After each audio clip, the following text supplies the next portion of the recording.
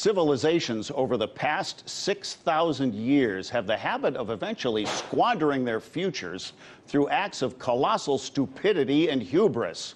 We are not an exception. We are entering this final phase of civilization. Is there still time? Let's ask Chris Hedges. You know him as host of On Contact here on RT America, and for 20 years you read him in the New York Times, for which he, as a foreign correspondent, often reported from dangerous places. He's a professor and ordained minister, and he's authored a number of books, the most recent of which is America, the Farewell Tour. Chris, welcome back. Thank you. You have written about despair, the feeling of being overwhelmed by a reality, feeling Donald Trump has parlayed into the presidency. His supporters want him to shake things up for the sake of doing so. He's blatant and his tribe cheers. Saturday Night Live cannot one-up the Kanye West in the Oval Office scene. Of what are we now at risk because of Trump buffoonery? Well, the book really looks at what the sociologist Emil Durkheim calls anomie. It is, as you correctly pointed out, this despair, this alienation, this sense of stagnation, of being thrust aside in an oligarchic state, of having no place, of not receiving adequate remuneration for your work, of not being able to engage in any real social mobility, living in a system that is no longer democratic, so that your concerns, your rights, and your needs are ignored by the corporate oligarchic elite. And that's the bedrock of the problem. I write in the book that Donald Trump is not the disease, he's the symptom of a society in deep decay and deep distress. And I spent 2 years traveling all over the United States, from California to Utah to Indiana, Illinois, Ohio, and it's frightening. It's been largely rendered invisible by the commercial media, but our cities are decaying ruins. Half of this country lives in poverty or near poverty. And with programs of austerity, it's only getting worse. The ruling ideology of neoliberalism no longer has any credibility or currency. That gave rise to a figure like Trump, a demagogue like Trump, who belittles the elites, often in very vulgar terms. And this is darkly cathartic to a betrayed population. So what it's also given rise to are these diseases of despair, right, that I write about: the opioid addiction, gambling, suicide, hate groups, hate crimes. These are all distressing pathologies that rise up out of a society in crisis. I was struck by, when I read you mentioned gambling, I was struck by that because it seems like the casino industry is getting way overbuilt, but that must be supply and demand, huh? No, it's not. It's in a deindustrialized society, casinos as a form of economic development. I was in Yugoslavia when they tried that at the end of the 1980s, and it didn't work out very well. It's a stealth tax on the poor. It preys on people in economic distress and despair quite effectively. I actually write my chapter on gambling out of the old Trump Taj before it closed. And it, by that time, had gone through several bankruptcies. Most of the rooms were mothballed. They weren't even let out. There were holes in the carpet, and toilets were covered with plastic bags with the words "out of order" on them, mold spots. So most of the restaurants at that point had been closed down. You could see rodents, rats and mice, running across the floor, kind of metaphor for where we were going, where we are going as a country. What's interesting about the gambling industry is the way, how scientific it is. And I interviewed in the book a professor at NYU, Professor Shula, who wrote Addicted by Design.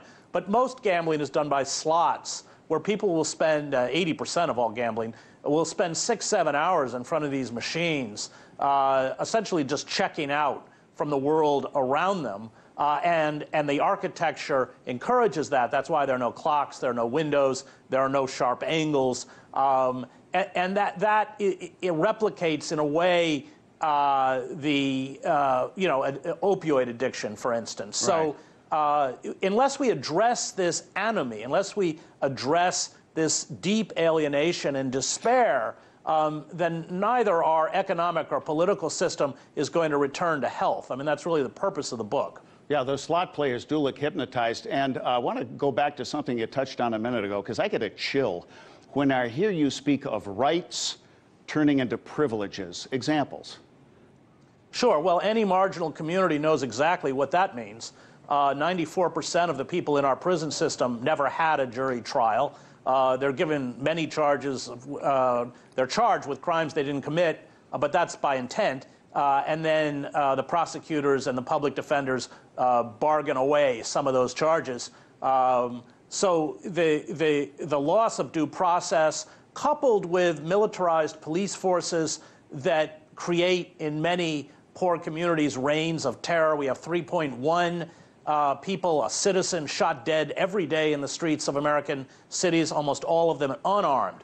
People of color, the ability of police in Kevlar vests with long barrel weapons to kick down doors in the middle of the night and terrorize families for nonviolent, largely drug warrants.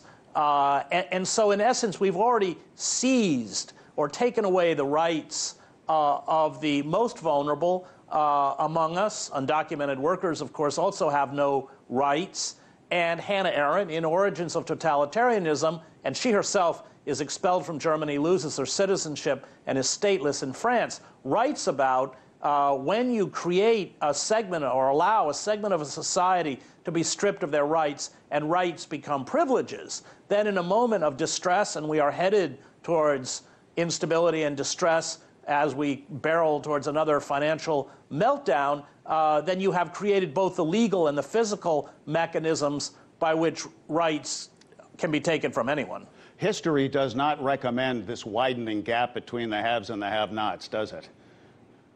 No. I mean, you could go all the way back to Aristotle, who wrote about the dangers of oligarchy. Indeed, Aristotle wrote that once an oligarchy takes power, your only options are revolution or tyranny. We are barreling towards tyranny. No, you can't maintain an open society, a capitalist democratic state, without a flourishing middle class. And we have transformed the working class into the working poor. The middle class, of course, under programs of austerity and deindustrialization, is shrinking by the day. And I would argue that at this point, we inhabit a failed democracy, that we have the facade of democracy. The Kavanaugh hearings were a perfect example of that. The outcome was preordained in advance. All of the decorum and rules were thrown out the window by Grassley. It was an appalling piece of political theater, but that was just a small example of the political theater writ large. I mean, the consent of the governed is a joke. We live in an electoral system of legalized bribery. Corporate lobbyists write the legislation. The Supreme Court, especially under Kavanaugh, has become a wholly owned subsidiary of the corporate state. And this is, of course, only exacerbating the crisis that we find ourselves in. We are speaking with Chris Hedges. You know him from On Contact here on RT America, author, pundit, longtime correspondent. One of the issues that you've written about and spoken to is something we've covered here a lot, net neutrality. And I observe somewhat sadly that most of the consumer resistance to the change that FCC Chairman Ajit Pai pushed through the Republican majority seems to be about the specter of more expensive service. The monthly bill's going to go up. But there's a whole hell of a lot more at stake, correct? Yeah, well, it's tied to the imposition of algorithms by Facebook, Google, and Twitter against left-wing sites, sites that either reprint my stuff or that I write for. I have a column every Monday on the Los Angeles website TruthDig. So in the name of, and they've attacked those sites as being purveyors of foreign news, in particular Russian propaganda, which is ridiculous. this shadowy, anonymous group, Prop or Not, Propaganda or Not, that's been given front page coverage by the Washington Post, lists those sites. The algorithms are imposed to direct people away from those sites. And so you have what they call impressions. So if you typed in imperialism a year and a half ago and I had written a recent column on imperialism, it would come up with anything other that was recent about imperialism.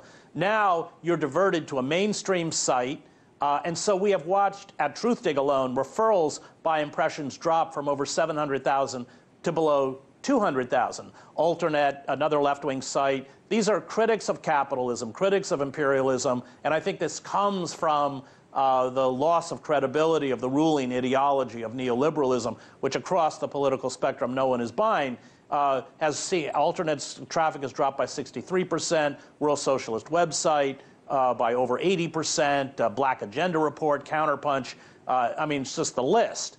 And so this is tied to net neutrality, because once you lift net neutrality, you tier the internet and you take these critics who have already been marginalized out of the mainstream. When was the last time you ever heard a discussion about capitalism on CNN or MSNBC or PBS or anywhere else?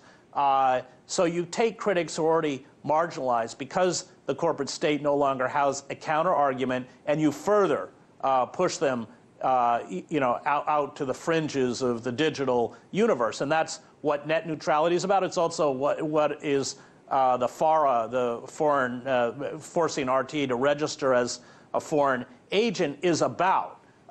It's not about Russian propaganda. It is about concerted effort by the corporate state to shut down these voices, RT being one of the very last venues that critics like myself can find a platform. Well, sure, corporations are controlling corporate media. Public broadcasting pretends they're not being controlled by corporations.